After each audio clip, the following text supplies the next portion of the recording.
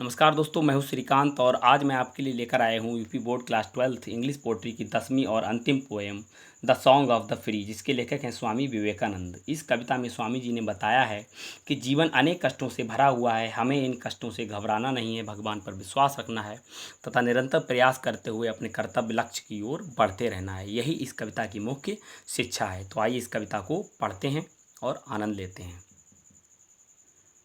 The bounded snake its hood unfurls. The bounded माने घायल कर दिया गया, स्नेक माने सांप, इट्स माने अपना, हुड माने फन, अनफर्ल्स माने फैला देता है। यानी घायल कर दिया हुआ सांप क्रोध से अपने फन को फैला देता है। द फ्लेम माने आग, स्टर्ड अप कुरेदने पर या छेड़ने पर, दोथ ब्लेज, दोथ यानी इसको कविता में डज को दोथ कहते हैं, तो डज ब्लेज यानी दोथ ब्लेज भड़क उठती है या जल उठती है। यानी आग को कुरेदने पर आग और ज़्यादा भड़क उठती है।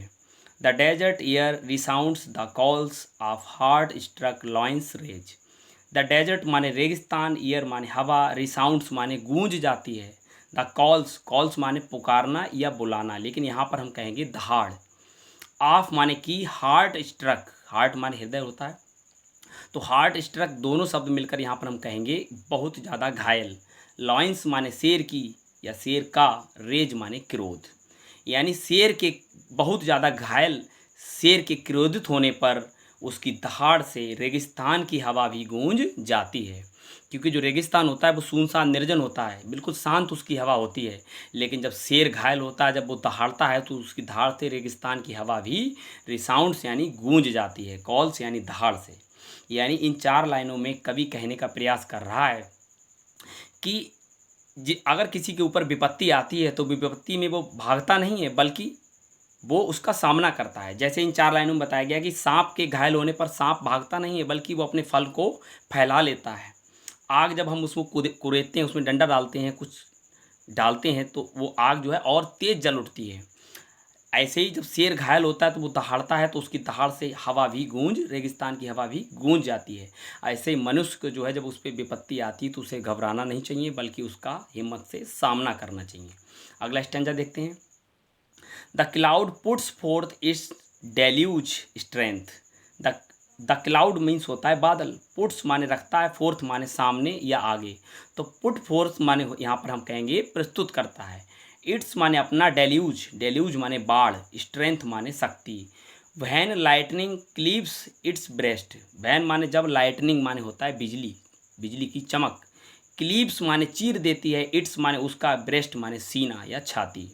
जब चमकती कड़कती हुई बिजली बादलों का सीना चीर देती है, तो बादल भी जो है बाढ़ लाने वाली शक्ति का प्रदर्शन करता है। पुट फोर्थ यानी प्रस्तुत करता है, डेल्यूज यानी बाढ़ लाने वाली, स्ट्रेंथ माने शक्ति, तो बादल भी बाढ़ लाने वाली शक्ति का प्रदर्शन करता है। When the soul is stirred to its inmost depth, great ones unfold their best.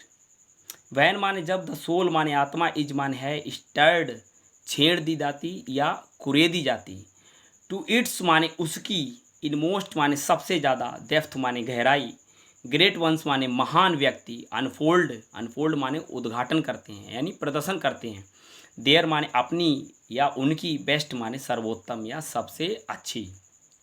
जब आत्मा को उसकी सबसे अधिक गहराई से छेड़ दिया जाता है, यानी आत्मा, मनुष्य की आत्मा को बहुत गहराई से छेड़ दिया जाता है, तो जो महान व्यक्ति होते हैं वो अपनी सर्वोत्तम योग्यता का प्रदर्शन करते हैं।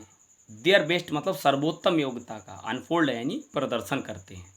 अर्थात इन 4 लाइनों में लेखक कह रहा है कि जब बादलों को चीरती हुई बिजली कड़कती है, तो बादल क्या करते हैं, अपनी बाढ़ लाने वाली शक्ति का प्रदर्शन करते हैं।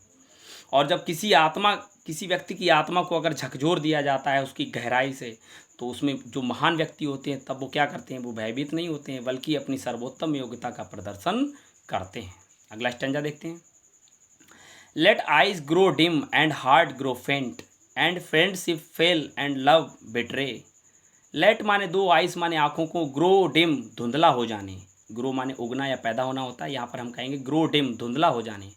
आँखें धुंधला होती हैं तो धुंधली हो जाने दो।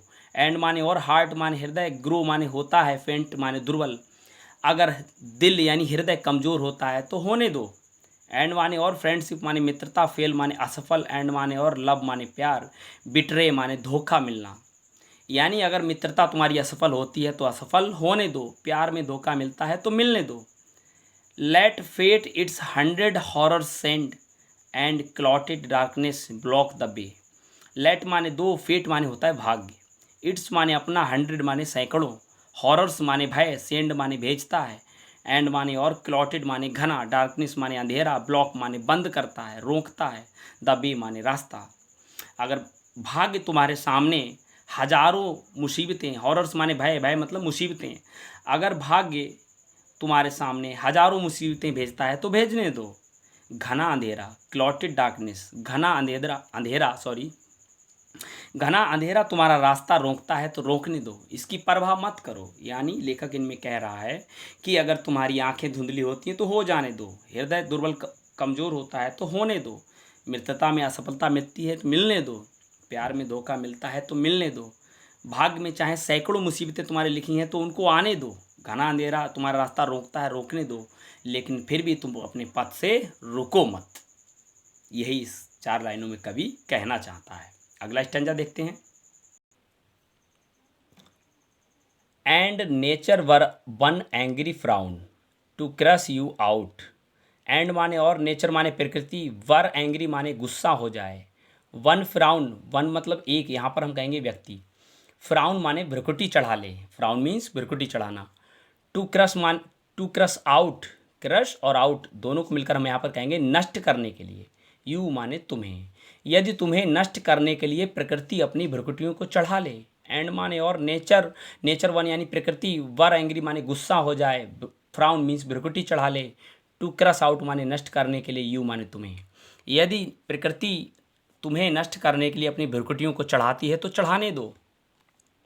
Still know my soul, still माने तो भी या फिर भी, नो माने जान ले, माई माने मेरी, सोल माने आत्मा, हे मेरी आत्मा तू फिर भी जान ले, यू आर डिवाइन तू दैवीय है, यू माने तू, आर माने है डिवाइन दैवीय अर्थात दिव्य, तू दिव्य है, march on and on, march on चलती चल बढ़ती चल, एंड ऑन चलती चल, निरंतर आगे बढ़ती चल, निरंतर आगे चलती चल, nor right nor left but to the goal, nor मानो ना तो, राइट माने दाएं, नार माने ना तो, लेफ्ट माने बाएं, ना तो दाएं मुड़ ना बाएं मुड़, बट माने लेकिन, टू द गोल लक्ष्य की ओर, यानी मार्च ऑन एंड ऑन यानी तू निरंतर आगे बढ़ती चल, आगे चलती चल, ना तो दाएं मुड़ ना ही बाएं मुड़, सिर्फ अपने लक्ष्य की ओर आगे निरंतर बढ़ती चल।